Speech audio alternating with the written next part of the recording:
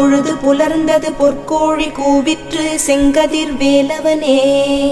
சேவலும் மயிலும் உடைய சென்னிமலையானே தேவசேனாபதியே.